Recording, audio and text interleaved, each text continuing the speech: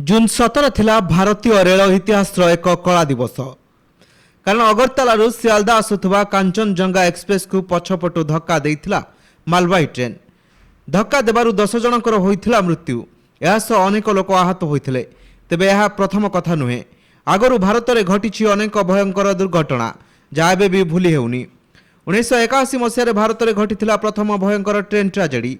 बात्यार प्रभाव में नदी भितर को फसी जाइथिला एक ट्रेन जो जीवन हारी 800 यात्री। 1988 में घटी समान घटना।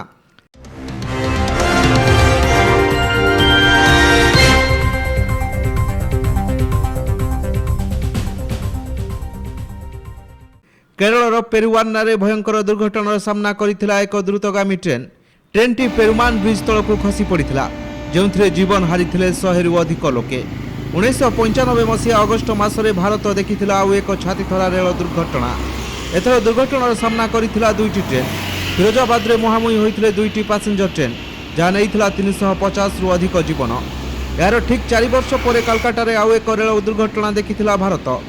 समान भावे दुईटी ट्रेन परस्पर को देइथिला जोरदार धक्का। खंड खंड हो जाइथिला बगी आउ प्राण हराइथिले 285 यात्री। आंध्र प्रदेश भेलकुंडारे घटिथिला हृदय विदारक घटना। एठारे लाइनच्युत हो जाइथिला एक पैसेंजर ट्रेन जो जाइथिला प्राय 77 जीवन। यासह 200 रु अधिक यात्री होइथिले आहत। मे मास 2012 रे बांग्लोर रे दुर्घटना सामना करिथिला हम्पी एक्सप्रेस जहाँ नैथिला 25 जीवन। सेहीपरि 2014 रे उत्तर प्रदेश रे आउ एक घटना सारा देश को दोहलाई देइथिला। एठारे ट्रक रु खसी जाइथिला इंदौर पाटना एक्सप्रेस जो प्राण हराइथिले 146 यात्री आउ आहत होइथिले 200 लोके। एतद व्यतीत 2017 रे आंध्र प्रदेश रे घटिथिबा ट्रेन दुर्घटना रे जीवन हारिथिले 41 यात्री। तेबे भारतीय रेल पई 2017 थिला सबुठारु खराब वर्ष। ए वर्ष आहुरी दुईटी भयंकर ट्राजेडी देखिथिला देश। एही वर्ष अगस्ट मासरे मुजफ्फरनगर रे दुर्घटनार सम्मुखीन होइथिला उत्कल एक्सप्रेस। यार किछि दिन पर उत्तर प्रदेश रे ट्रक रु खसी जाइथिला कैफियत एक्सप्रेस। एही दुई दुर्घटना रे प्राण हराइथिले 50 रु अधिक लोके। सेहीपरि 2023 रे देश रे घटिथिला आउ एक भयंकर दुर्घटना। ओडिशा रे पुणी यह घटिथिला। बालेश्वर रे लाइनच्युत होइथिला करमंडल एक्सप्रेस।